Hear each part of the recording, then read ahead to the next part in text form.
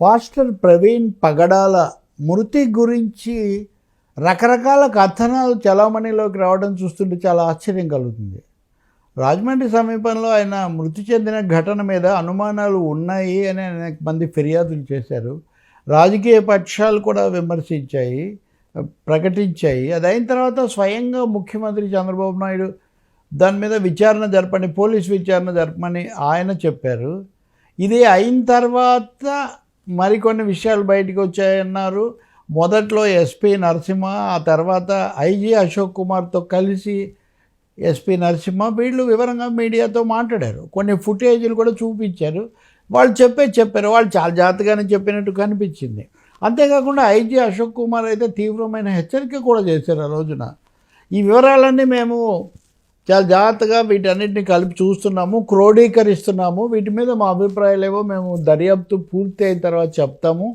ఈ లోపల ఈ అంశం మీద ఎలాంటి విద్వేషాన్ని పెంచేటటువంటి, వివాదాలు రగిలించేటటువంటి కథనాలు రాకుండా చూడాలి. ఇది బాగానే చాలా తీవ్రమైనటువంటి స్వరంతో ఆయన హెచ్చరించారు, ఇట్లా రాకూడదు అన్న పద్ధతిలో.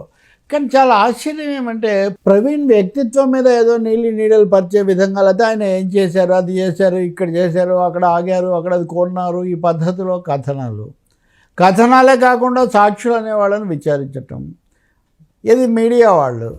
తర్వాత పోలీసులు కూడా ఈ విషయంలో మధ్యలో మేము కూడా వాళ్ళ పాత్ర గురించి కూడా చెప్పడం, ఇవన్నీ ఎలా జరుగుతున్నాయి? స్వయంగా ఐజీ మీడియా ముందు హెచ్చరించినప్పటికీ కూడా కొంతమంది పోలీసులు ఈ విషయంలో ఆ రోజు మేము ఇలా చేసాం, అలా చేసామని వాళ్ళు చెప్పడం కానీ, పోలీసుల పరంగా, శాఖ పరంగా ఈ విషయాలు రావడం కానీ, మూడవది ఈ ఫుటేజీ మొత్తం ప్రైవేట్ చేతుల్లోకి పోయి ప్రైవేట్ కథనాలు చెప్పే విధంగా పరిస్థితి మారడం కానీ ఎలా సంభవించింది అంటే, ఖచ్చితంగా చెప్పాలంటే ముందు నుంచి కూడా, అంటే ఐజీ ఎస్పీ మాట్లాడిన రోజు నుంచి, మాట్లాడక ముందు నుంచి కూడా కొన్ని శక్తులు, కొంతమంది వ్యక్తులు పగడాల ప్రవీణ్ యొక్క పద్ధతుల మీద వ్యాఖ్యలు చేయడానికి, లేకపోతే దీన్ని అంతా కూడా కావాలని చేస్తున్నారని కొంత నెగిటివ్ కామెంట్స్, ప్రతికూల ప్రచారం చేయడానికి క్రమ పద్ధతిలో ప్రయత్నిస్తూ వచ్చారు.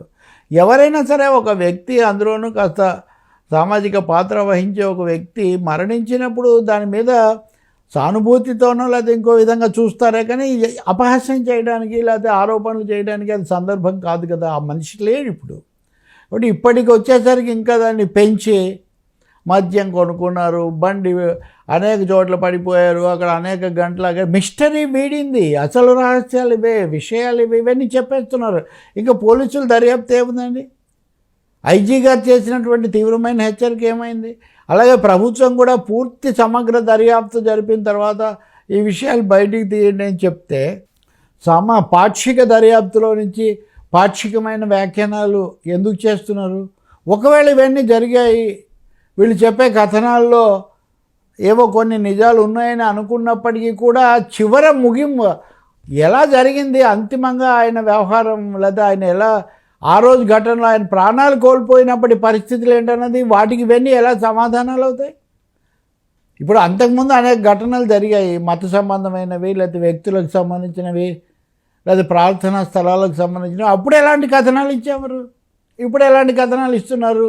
అంటే ఇప్పుడు దీన్ని ముందుగానే కొట్టిపడేసి అక్కడేం జరగలేదు, లేదా ఆయనదే పొరపాటు, ఆయనే సరిగ్గా లేడు, ఆయన బండి సరిగ్గా లేదు, దానికి లైట్ లేదు, లేదా ఆయన కండిషన్ బాగాలేదు, ఇవన్నీ మీరు ముందే చెప్పిన తర్వాత ఇంకా విచారణ ఏముందంటే, ఒక విధంగా ప్రిజుడిసింగ్ ది ఇన్వెస్టిగేషన్ ప్రాసెస్, ప్రీజడ్జింగ్ లాగా ఇది తయారైంది.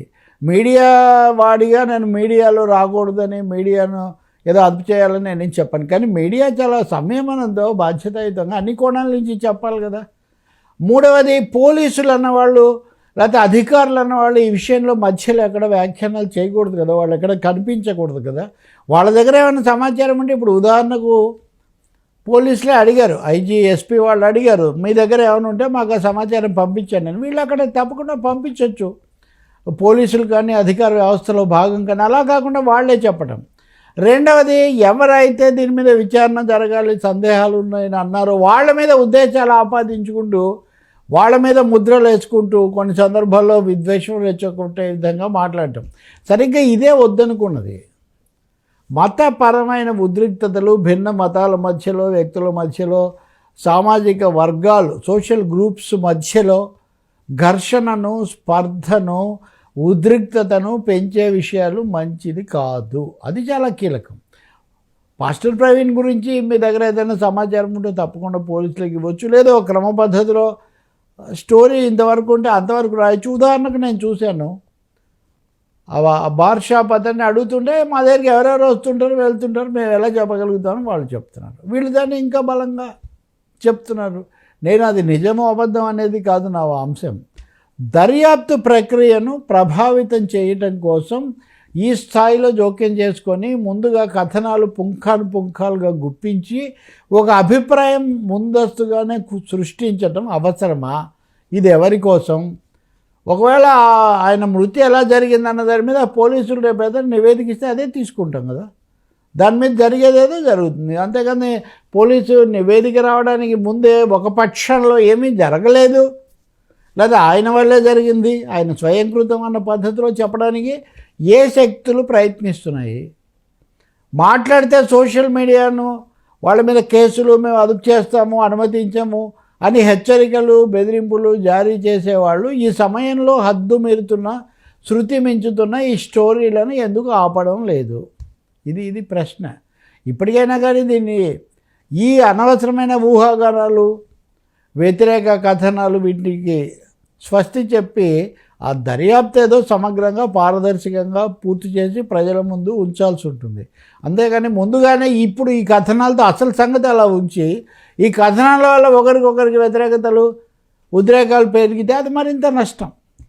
కాబట్టి ఇది పెద్ద గుణపాఠంగా తీసుకోవాలి. ఇలాంటివి ఏ ఘటనలో అయినా, ఏ అంశం జరిగినా దాని మీద అప్పటికప్పుడు రంగంలోకి దిగి ఏదో ఒకటి వండి వార్చి ప్రజల మీద రుద్దేటటువంటి ప్రయత్నం మటుకు ఏమాత్రం మంచిది కదా, అనుమతించకూడదు.